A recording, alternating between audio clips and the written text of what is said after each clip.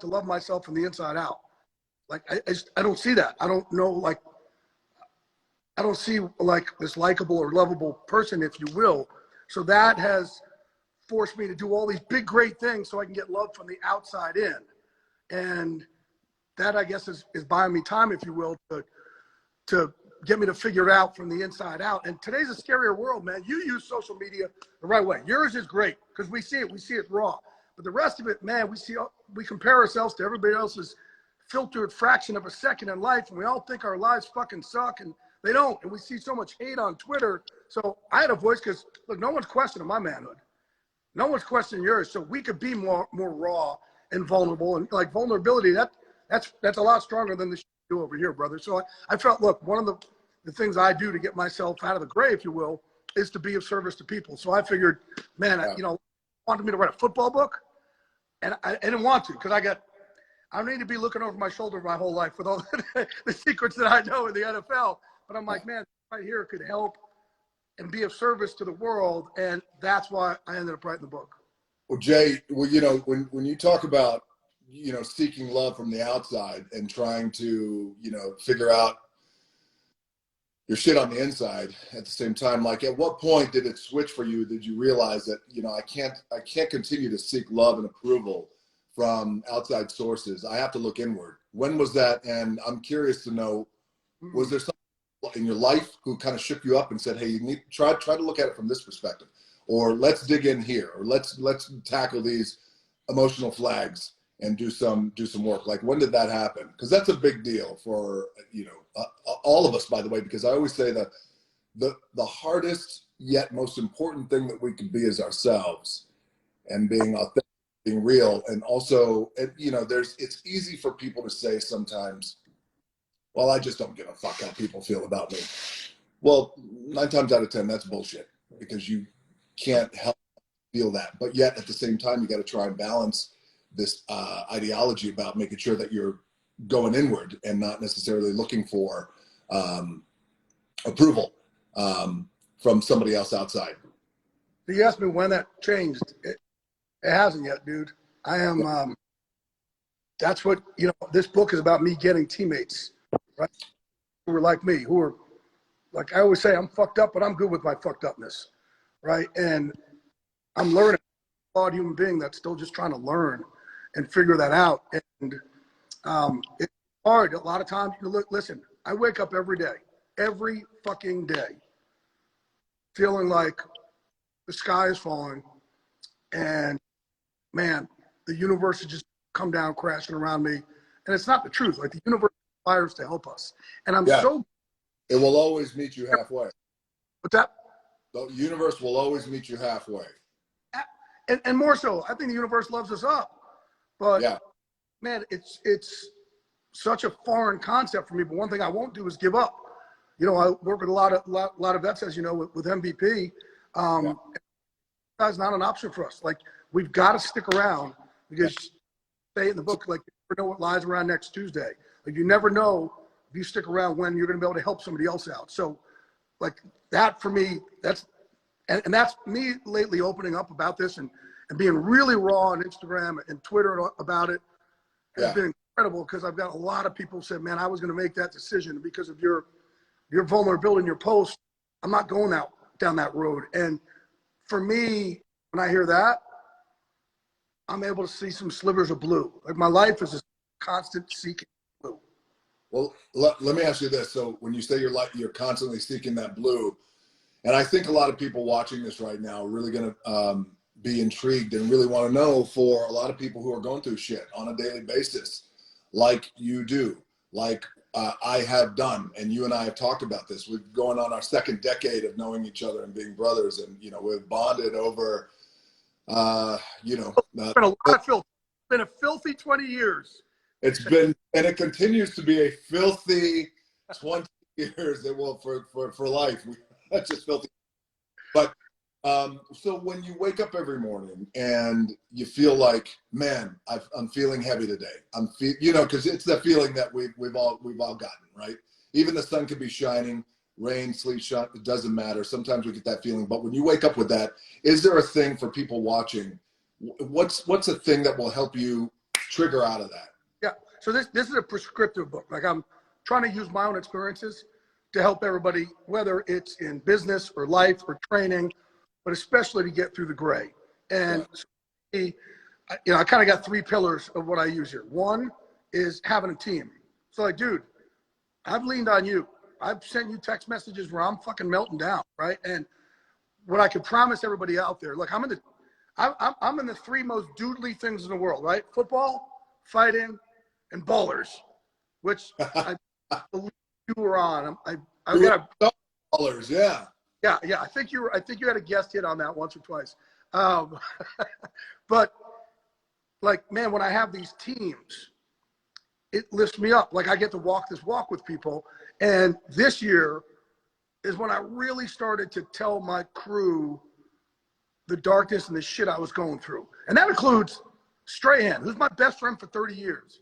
Yeah. I didn't get into with him about this till fucking 2 months ago. Think about that. There's this dude I've walked with 30 years.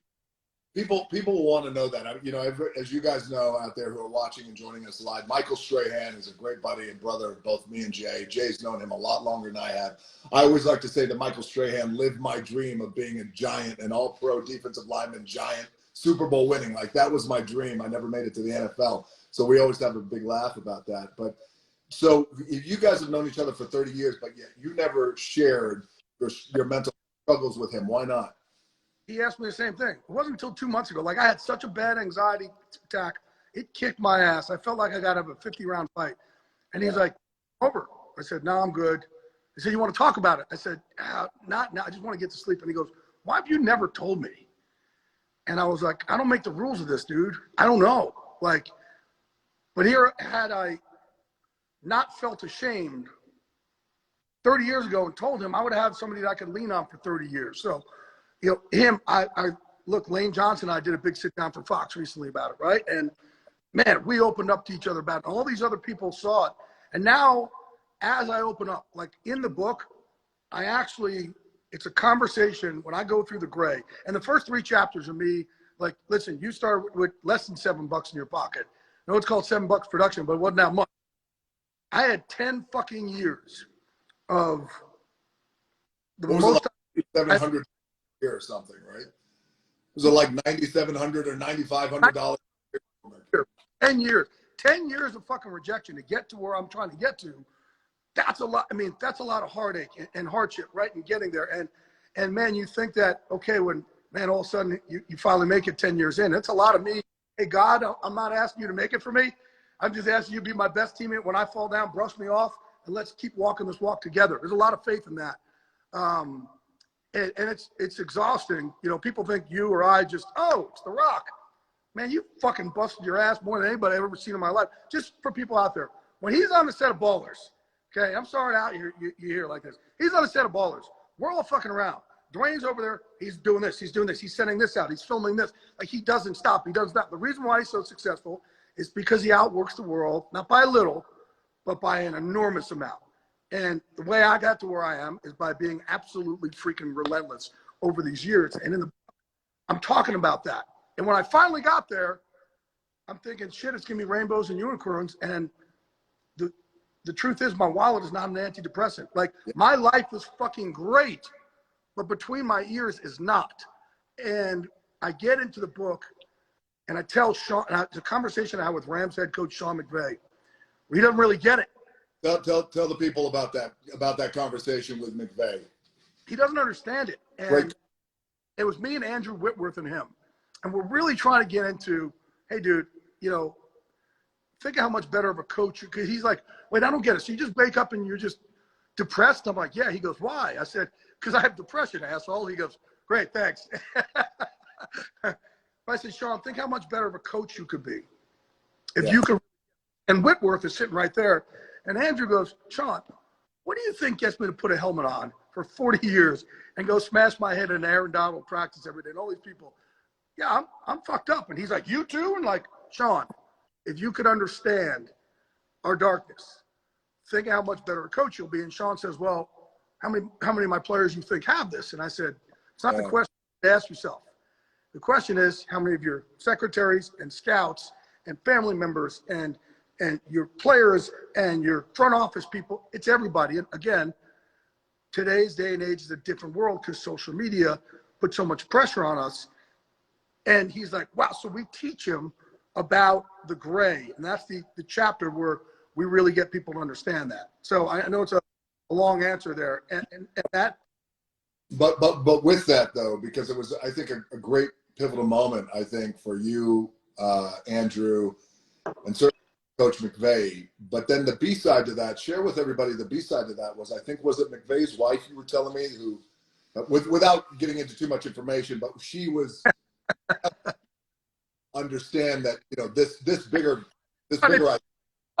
She's like, I've been trying to tell you about this. And he's like, wait, you know about this? She's like, Sean, we've all. And he's like, oh my God. And actually that week, Sean got it so much, he got somebody else he's close with to go see a therapist, which is bam, right? And man, Sean Payton I'll put it here, has a great quote in it. And again, it's got me close to these guys I've known since the early 90s, the Mike Tomlins and the Sean Paytons. And Sean Payton had a great book saying, hurt people. People, yeah. I mean, so I'm learning from these guys, right? And so that's one of the things, is having this team, right? Number two, and these are my 3 ways to the grade. Number 2 is being of service. And that's what you and I are doing right now. And you do this incredibly. Every time you do something for a fan that is struggling, you use what God has blessed you with to be of service. And that gets me to see blue. And that's in the book, I kind of show everybody how to be of service. Not even when I was broke, those $9,700 a year, I figured out ways to be of service because that got me to see the blue. And man, you know, MVP is being of service to me. I don't know. I've always had charities because, you know, it's so funny, man. Oh, but Jay, You always feel like such a bad person.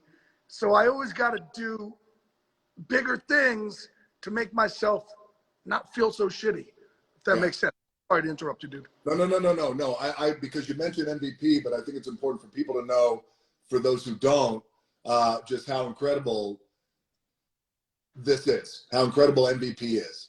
Merging vets and players. And I have seen it firsthand. I know its power, and I know and you know, look, I have very proud military men and women in my family, and very proud athletes who have had amazing amateur careers and pro careers too as well. So what you're doing with MVP is really tremendous. Tell people about it.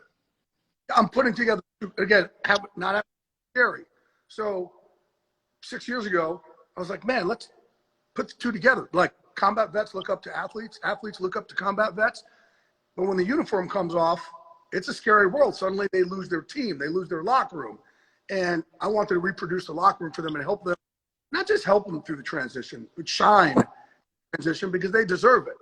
And like our combat vets have this thing of, they don't talk about it, right? Yeah. They're trained not to have individuality, not to talk about it. And I'm like, no.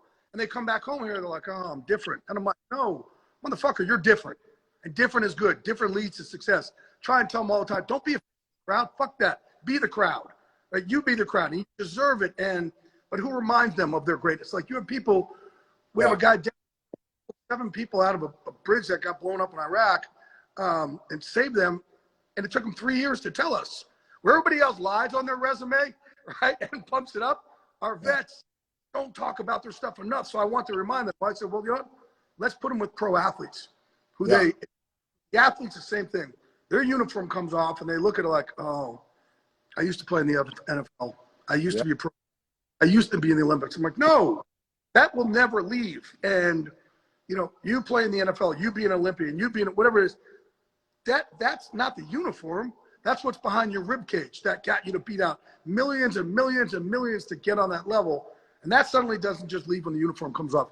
So I put them together, and man, we just had our 6th-year anniversary. We're in 7 cities. We're having success, and a lot of people who are finding their greatness. And there's a lot of it in the book where I learned from them. You put a bunch of vets and players together. They are the most philosophically smartest group you'll ever hear, way better than a boardroom at a Fortune 500 company, because I've been in both. And the stuff they come up with when they feel safe and comfortable, I'm just their vehicle. to get their message out. It's been incredible, man. Well, what I love about MVP is what I love about your own journey and your openness and your own ideologies of being an advocate. And you and I have talked about this, about talking about our shit and getting it out. I am just, as dudes, as you know, we've talked about this, as dudes, we have a tendency to keep all our shit in and not talk about it, especially the stuff where it may be interpreted as a weakness. But as you know, and as many out there know, and if you don't know this, you should feel this and embrace it, is when you talk about your shit and when you talk about if you're going through anxiety or depression or mental health challenges, man, that is not a weakness. That is a superpower.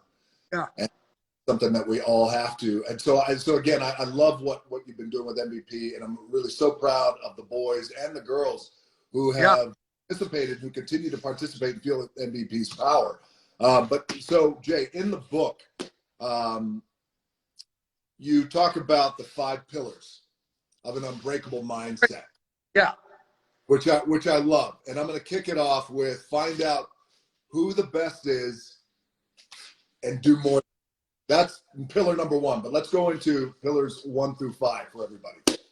So there's two kind of, the book is 2 things, right? There's, man, how you deal with the gray, which is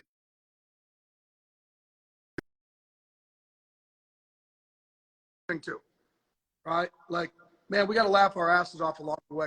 The gray hates laughter. And by the way, I've just started to let people know this, but I've had an anxiety or panic attack before every show I've done since 2005 going into it. So if you watch me on Fox, and no, I've never said this before, just tell anybody. If you watch me on every Fox NFL Sunday, and I almost got in this habit. It started in 2005. I was in a stadium by myself, and I was doing a hit for Fox NFL Sunday. I got no idea why it happened, but I started going like this. I started feeling, I was sweating. I felt like I was about to die. And it's now happened every time, including when we did Ballers. And I don't know if you ever noticed me over there doing a bunch of stuff, but it's before the first segment all the time. The way I get out of it is by trying to get you or somebody else to laugh. Yeah. But I wrestle with my abuser. Like, I'm sitting there, and even my guys at Fox don't know this because I didn't want them, I don't want to bring them down.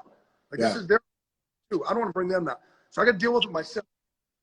So, man, I'll breathe, I'll try and meditate, but I'll always laugh. So the gray hates laughter. That's part of the book is how you deal with it. And this is the first time I'm revealing this, dude. Every single show, until I wrote it, and Lane Johnson, who said, hey, if you journal, it's helped me a lot. And I realized, oh my God, once I wrote this down, I stopped having anxiety. Rare. So from 2005 till this year, every single show, commercial show, Ballers, Fox, MMA, didn't matter. I'm wrestling with my abuser for the first 5 or 10 minutes. And I'm not afraid to be on TV. I fucking love it.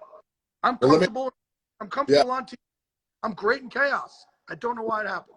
Well, let me ask you this. When it comes to anxiety and, and panic attacks and things like that, we've all been there. You and I have talked about ours in the past and recently too as well. But, for something like that, if because the gray does hate laughter. And if you don't have your boys around you or your girls or whoever it is that you can bounce a joke off of and fucking start to laugh so you can break this little cycle that you're going through right now, what do you do then for people who are watching now? I have some breathing that I do. I'll do deep breathing.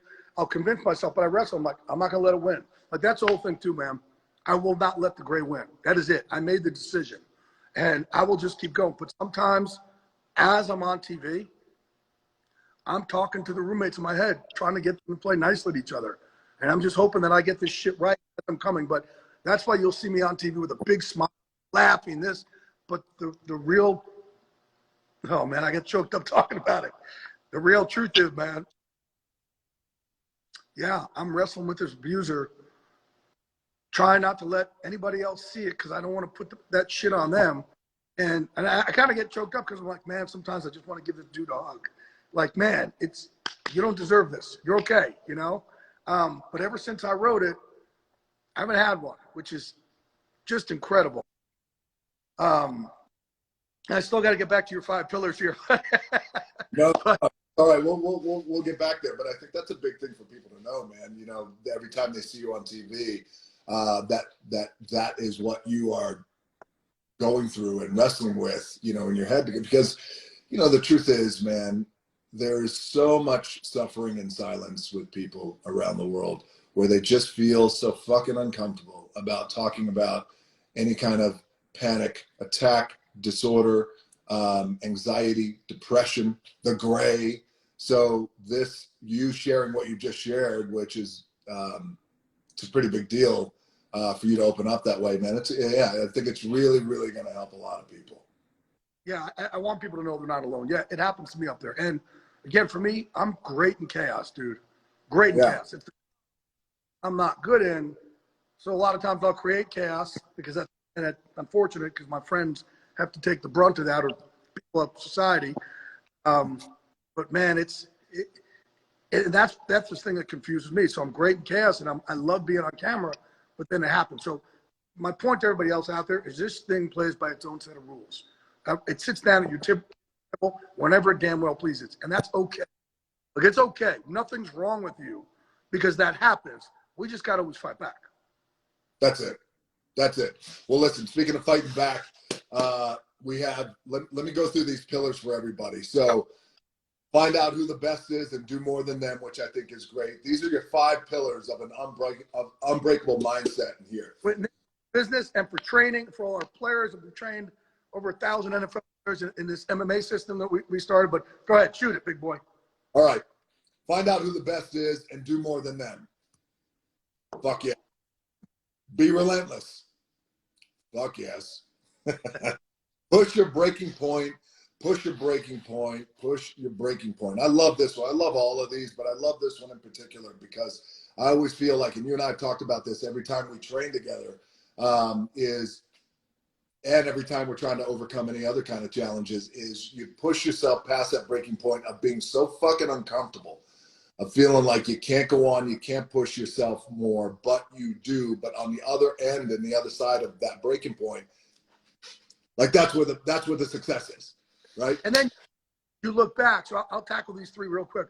We push our breaking point, So you look back and you say to yourself, damn, I can't believe 2 weeks ago that used to be hard. I can't believe a month ago I was down here. So now you push yourself up here and you see how much more you're capable of. That's where we push our breaking points. And especially when we're training our fighters or football players, I want them to understand it. Like our football players, man, we'll put them through 3 or 5 minute rounds with a 1 minute break. And I'm like, dude, if you could do 5 minute rounds here with a 1 minute break, you damn sure could do a 7-second round with a 1 minute break on the football field. So just remember that, right? And the relentlessness.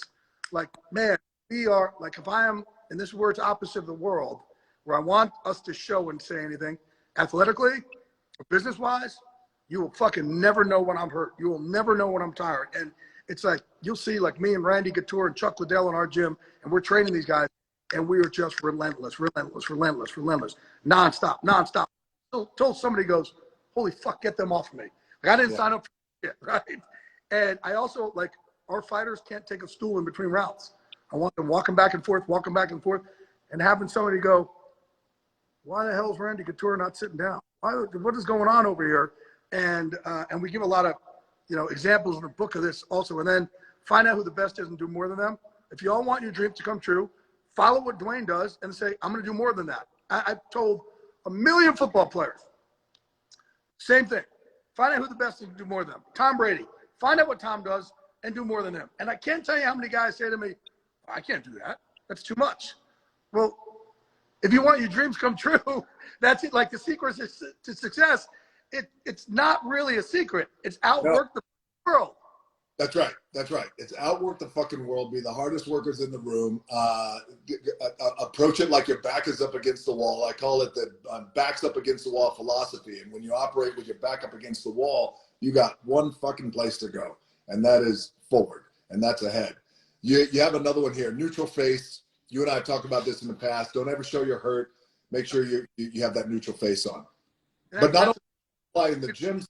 Go ahead. We don't now tell our football players, our fighters, again, if you're hurt or tired, don't ever show it. And you can't control yourself here. It's like, man, Like, you know, when you're a little kid and you're playing tag with your friend, your brother, son, and all of a sudden you're exhausted, you're laying down, and they come over and they twang you, and all of a sudden you jump up and run after them.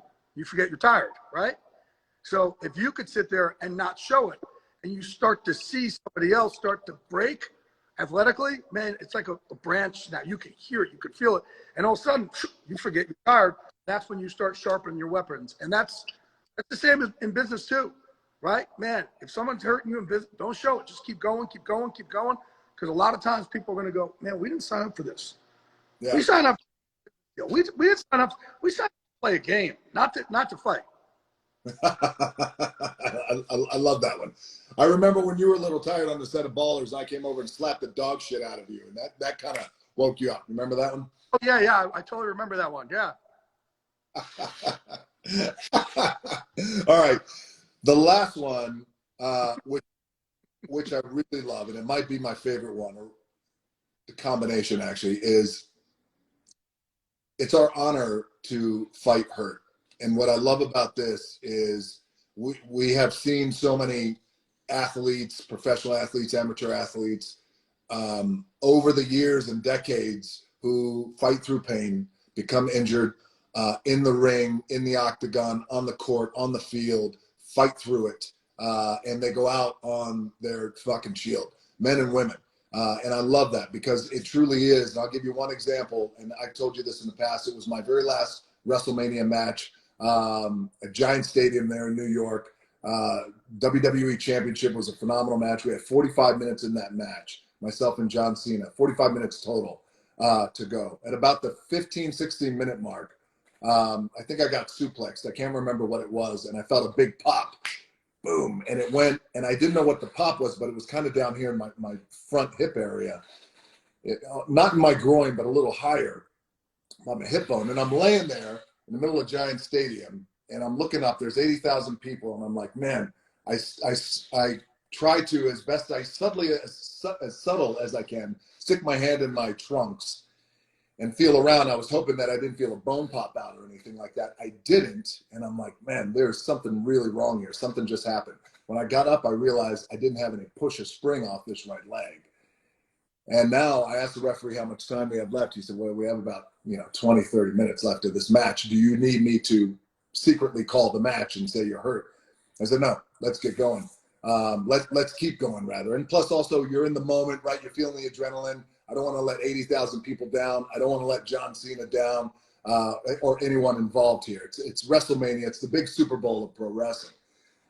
20, 30 minutes later, at the end of the match, John Cena hits me with his other finish, which is almost like a big over-the-head suplex. And I feel a big pop. Boom. Even bigger. Winds up. I went home to Miami at that time. I went to get my MRI. I came out of the MRI. The doctor came to me. And he said, I don't know how you actually walked in here. I said, what do you mean? He said, you have the top of your quad and your adductors torn off your pelvis. Oh. And I said, what? He goes, yeah, it's torn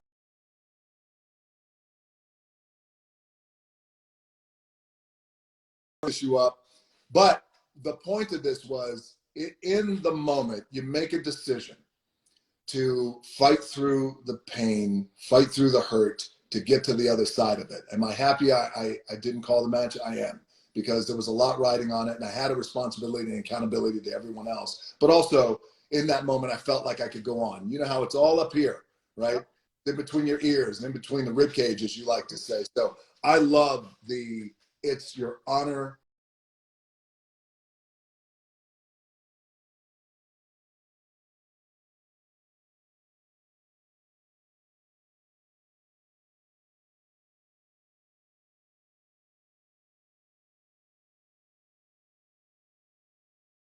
Torn off the bone, which is insane that you're able to do. Again, us being fucked up with our fucked upness, that's fucked up. And it's something that you'll have as a badge of honor forever. And that's why I try and teach our guys all the time. And I use stories in the book from Tony Gonzalez and Rondé Barber and Tom Brady. Tom Brady played all of last year with a torn MCL. No one had any idea. Won the Super Bowl. So I think in today's day and age, everybody wants to be so perfect because of social media. They don't want to get hit. They don't want to have a meme. And I'm like, dude, it's your honor. You have, that first year we traded Lane Johnson, this whole neutral fix, you're never going to see it. He had a high ankle sprain, torn MCL, and he herniated L4, L5 and never missed a game. Wow. And that's right there. That's what I'm talking about. That's how your dreams come true. Don't worry about, and I talk in the book about Connor was going to fight Brock Lesnar, and Randy actually popped a bursa sac in his elbow and couldn't lift going in the fight. And Randy is, 87 years old going into that. And Brock's a monster. And I was like, hey, dude, why don't we pull out of this one and kind of wait until you're healthy? And he just jumps my shit. He's like, pull out of it.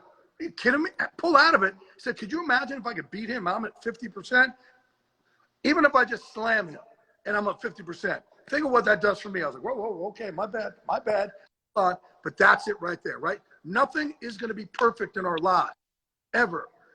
We've got to find it to be our honor to fight through that pain and fight through those limitations and just knowing ourselves, let it lift us up from the inside out. You know what I love about that, Jay, is the reason why I love that particular pillar, that it is an honor for us to fight.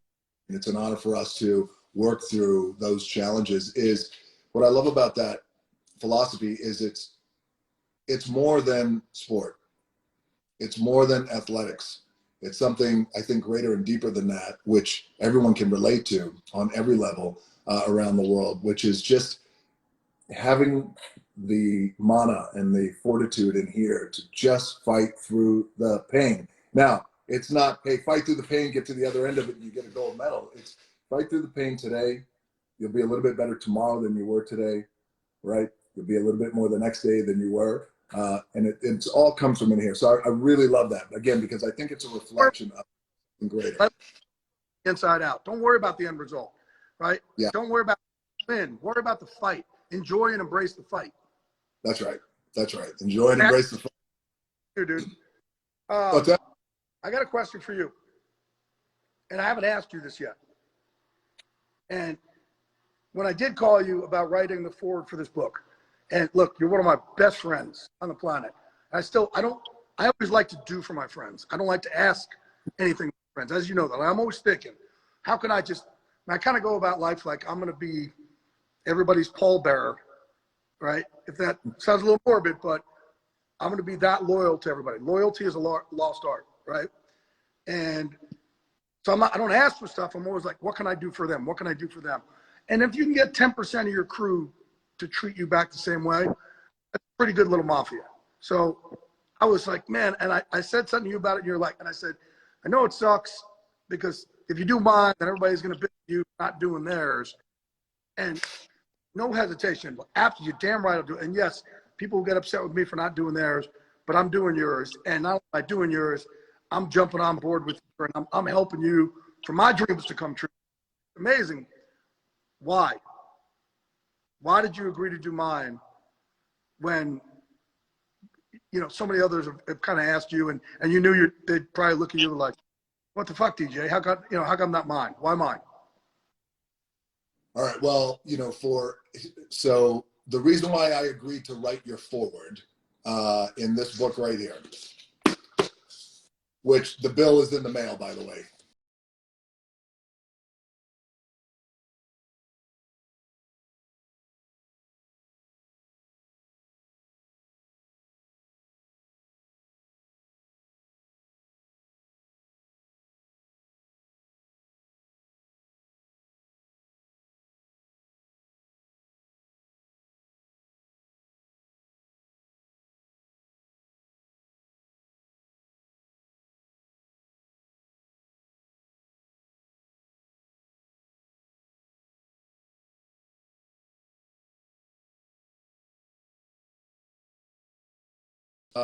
The reason why I decided to write your foreword is because you know where I keep all the dead bodies, so you know those secrets. So that's why I had to do it. No, here's why I decided to write your foreword: is you and I have known each other for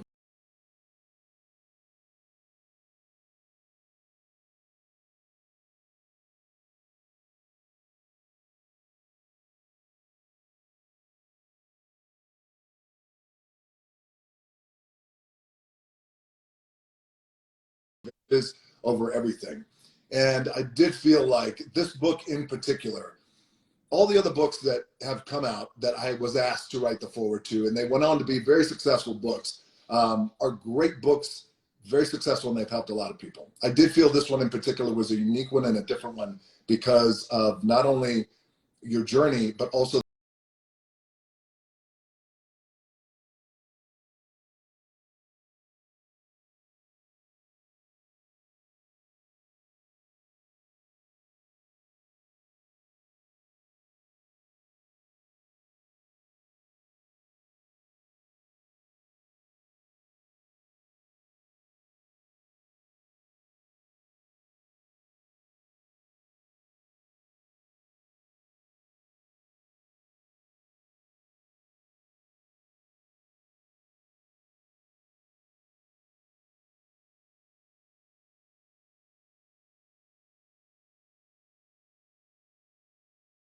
never talking about it. And that could be very disruptive emotionally, as we all know. So I have learned over the years through experience to open up and talk about my shit and talk about the gray. So when you and I met and you and I talked about our own mental health challenges, and years later you put out this great book, I thought this is a great opportunity for me not only to support you, but then also to help illuminate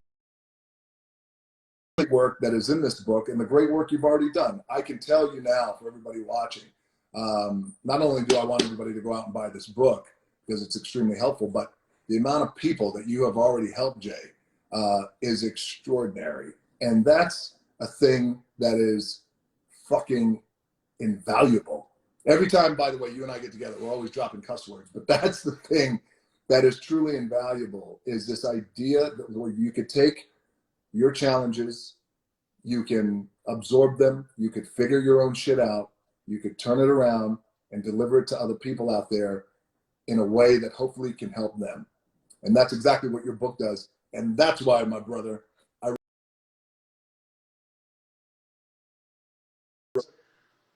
You and I got vulnerable with each other very early. We just connected and bonded. And man, that's, you know, type of brotherhood. Again, that's not based on our wallet, not based on our success. We just had two fucking warriors that got each other, but vulnerable and didn't mind crying to each other and open up to each other. And I can't tell you how honored I am that you were walking this walk with me, man. Yeah, I think, again, the book for me, it's to get everybody through their gray, but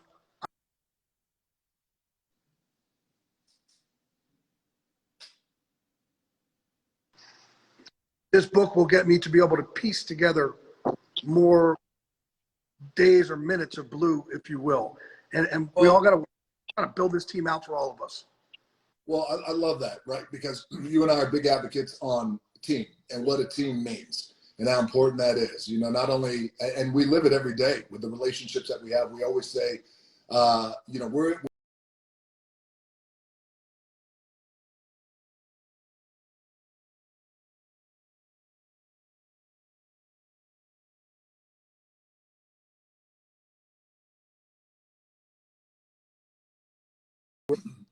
this moment for you and this book, Unbreakable, is, and this is what makes, I think, you unique and different than a lot of people who are putting out books. A lot of them we know is it's not like you've succeeded and you're on the other end and you're fucking living the life and everything is great. And now, guys, I'm going to help you. You are daily going through the shit like so many people go through daily. And for many, it's consistent and it's constant, but it's that ability to work through the gray and get to the blue and get to the other colors. So that's what I love too as well, is that you're going through the shit at the same time with the people. And I don't brag about my successes.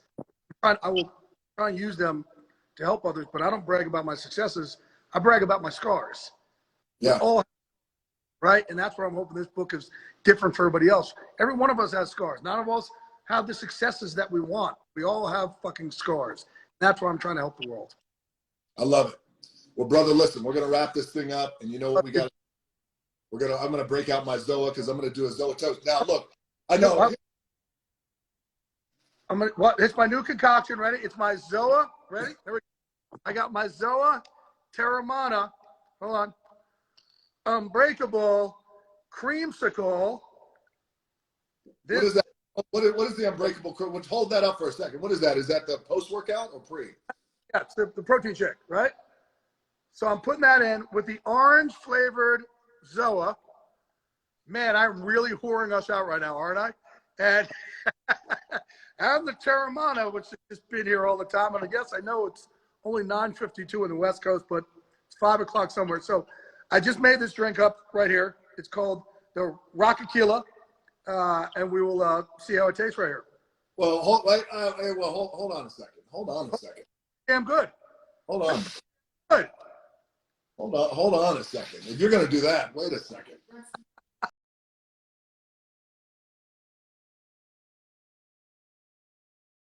You can't put Terramana in and Zoa in and put your supplement juice in and hold on. What do you put in?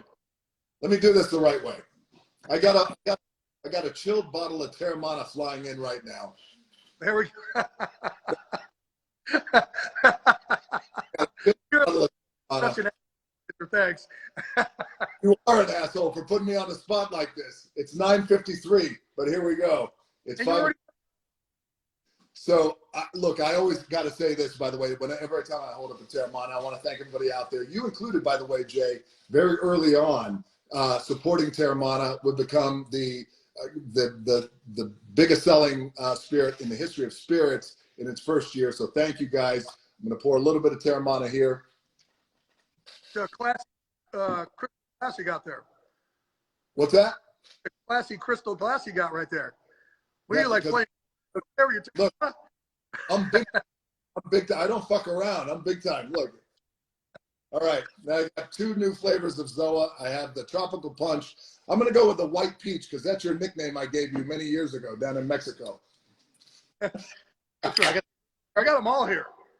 I'm telling you right now, this Terramana with the wild orange and the white the Thrill It and vanilla unbreakable workout. I'm telling you, it's fantastic.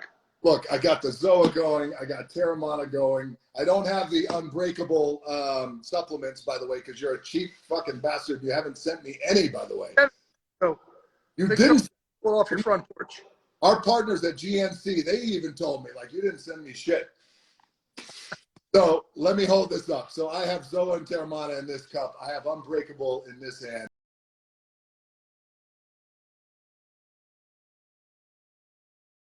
Love the vulnerability you have put into this thing. I'm very, very proud of you. And I cannot wait for everybody to go buy this book because it certainly will help in sports, outside of sports, athletes, everyone. It doesn't matter what you do for a living, what your bank account says, what kind of car you drive, where you live in the world, or what color your skin is.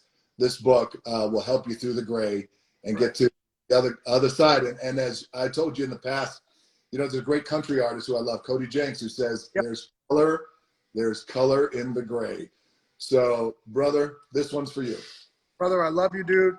Thank you so much. And, man, I appreciate how much you are helping me find the blue. Can't tell you how much I appreciate it. For everybody out there, go to hc.com/unbreakable or Amazon or Barnes & Noble, wherever you buy books. But, yeah, dude, I told you, man, you just –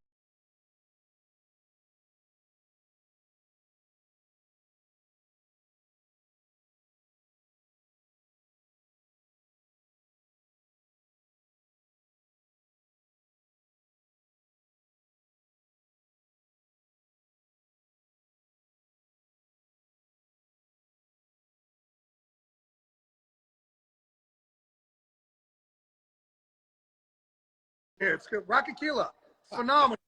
We'll put it out there. All right. I'm going to get loaded fucked up. This is great. I got to go to the gym. Love you, brother. All right, brother. I love you too. And thank you, everybody out there, for joining us and staying on with us for this hour. I hope this was very helpful. And enjoy Jay's book, Unbreakable. It'll be out next Tuesday. Love you, brother. Love all you guys out there too. See you. Love you, brother.